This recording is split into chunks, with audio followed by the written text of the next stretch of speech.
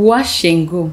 Est-ce que tu sais que ça fait 10 ans que je prends soin de mes cheveux, mais je n'ai jamais fait de wash and go. Ça ne m'a jamais intéressé parce que c'est une coiffure qui me fait peur dans le sens où ça me dit ça va assécher mes cheveux, et parce que ça va assécher mes cheveux, je me dis je vais faire tout ce travail après pour avoir les cheveux secs. C'est la chose la plus frustrante qui soit. Et je me rappelle au début de mon aventure capillaire, ma plus grosse frustration était le fait de m'investir dans mes soins de A à Z et de me retrouver à la fin avec des cheveux secs. C'était ma plus grosse frustration. Bref, juste pour te partager avec toi comment je me disais, si je vais encore prendre ce temps pour faire ce qu'on appelle le wash and go et que je vais déjà avoir les cheveux secs, je préfère ne pas tenter ça. Puisque quand j'ai commencé mon aventure capillaire, je ne savais pas prendre soin de mes cheveux. Toutefois, je m'étais engagée à trouver la solution. Mais c'était frustrant, je vais te le dire, c'était frustrant de fait d'accorder tous ces heures, et parce que je ne connaissais pas en prendre soin, je passais des heures et des heures à prendre soin de mes cheveux. Et je me disais, ok, si au moins je vais passer toutes ces heures et qu'après je vais avoir des cheveux beaux, des cheveux souples, des cheveux hydratés, alors je vais investir ce temps. Mais imagine-toi, j'investissais ce temps, mes efforts, mes produits, et à la fin mes cheveux étaient toujours secs. Mais devine quoi, je n'ai pas abandonné. Je n'ai pas du tout abandonné. Donc, si tu es dans une frustration capillaire maintenant, n'abandonne pas, parce que si moi j'abandonnais à ces 2 premières années, je me disais, oh, mes cheveux sont seulement maudits, je ne vais pas avoir cette chevelure. Donc, n'abandonne surtout pas. Et pour justement t'aider dans ce cheminement, pour ne pas abandonner, je t'invite à prendre notre guide de planning de soins. Donc, c'est un planning de soins qui va t'aider à savoir déjà quel genre de soins appliquer à tes cheveux en fonction de leurs besoins. Parce que si tu es en train de faire tout ça et tu n'appliques même pas le soin qu'il faut à tes cheveux, tu risques de te retrouver dans ce monde de la frustration qui va te pousser à soit redéfriser tes cheveux, soit à couper tes cheveux. Et peut-être que tu as déjà fait 4 big shops, 5, 6, 3 big shops. Et si tu ne résous pas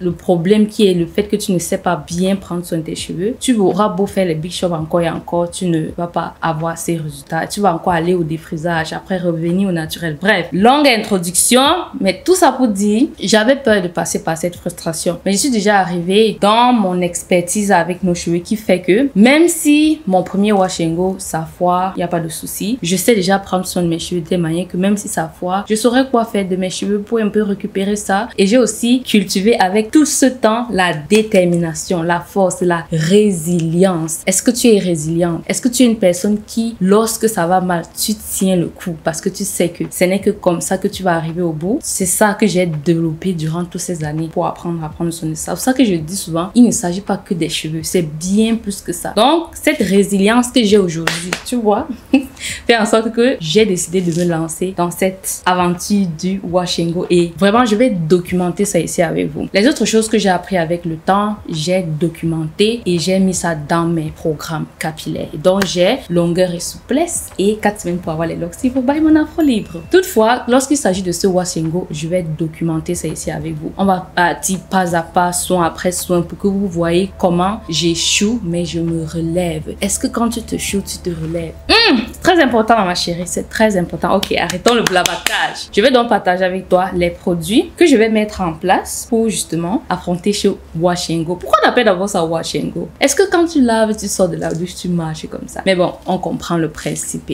Allons-y. Ok, lorsqu'il s'agit de wash and go, il faut savoir que la façon qu'on va dire sceller l'hydratation, ou encore la façon qu'on fait la mise en pli à la fin, est une façon qui risque d'assécher le cheveu. Dans le sens où nos cheveux aiment que l'hydratation soit scellée dans une mise en pli. Ça scelle l'hydratation et ça fait que ça va garder cette hydratation dans les cuticules longtemps. Dans le wash and go, il n'y a pas ce moment où tu fais une mise en pli qui va sceller tout ça. Donc tu vas devoir laisser tes cheveux sécher à l'air libre, ou encore sur un casque, ou encore le sèche-cheveux, etc., etc.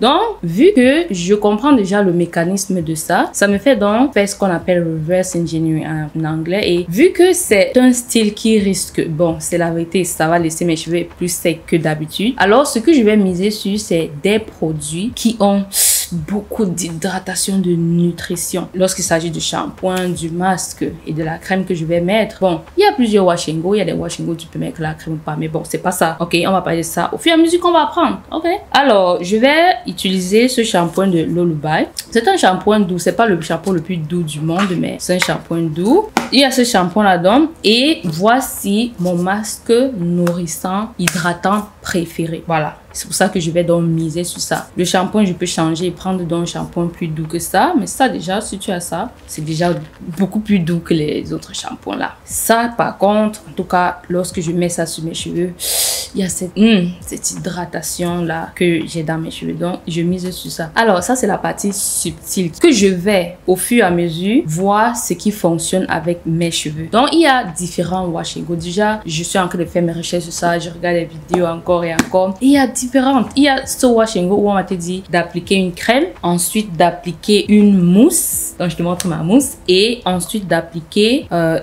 est où? Oh, voilà. En plus d'appliquer un gel. Donc, voilà une école du wash and go. Une autre école du wash and go te dit seulement d'appliquer ça. Toutefois, c'est très recommandé pour les cheveux qui sont bouclés, déjà des grosses boucles là. Moi, j'ai des petits boucles qu'on peut encore appeler bouclettes ou frisettes. Maintenant, les gens qui ont des cheveux beaucoup plus bouclés, qu'on met parfois dans la catégorie 3, à ces femmes-là, on recommande donc d'appliquer juste une mousse. Et il y a encore une autre école qui est d'appliquer tout simplement le gel. C'est-à-dire, j'ai vu une nana, j'aime pas dire ça, les Français aiment dire nana. Ça sonne bien, mais ça me fait un peu bizarre, mais bon.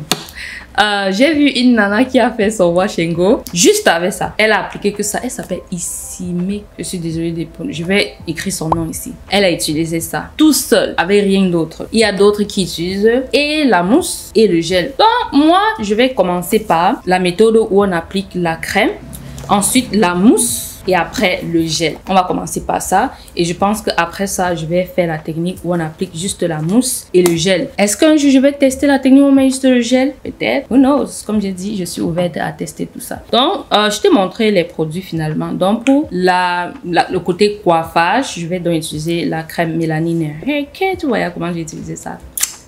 Voilà, Mélanine Hair Care. Ensuite, je vais utiliser la mousse de doux et après je vais utiliser le gel Extreme, ce gros gel là. Donc c'est un peu ça. Je pense que je t'ai tout montré les produits. Je vais donc d'ici peu faire mes soins avec vous pour faire ce fameux premier wash and go et on va voir ensemble ce que ça donne. Et surtout n'oublie pas de prendre ton calendrier de soins dans la barre de description. C'est en sachant comment tu vas faire tes soins, en ayant un calendrier de soins qui va te permettre justement déjà de franchir cette étape de oh, qu'est-ce que je fais même sur mes cheveux. Et au fur et à mesure, il y a encore des choses à apprendre. Mais tu sais quoi, comme j'ai dit, n'abandonne pas. N'abandonne pas. C'est pas le temps d'abandonner. Ok? On se dit à la prochaine. Des gros bisous.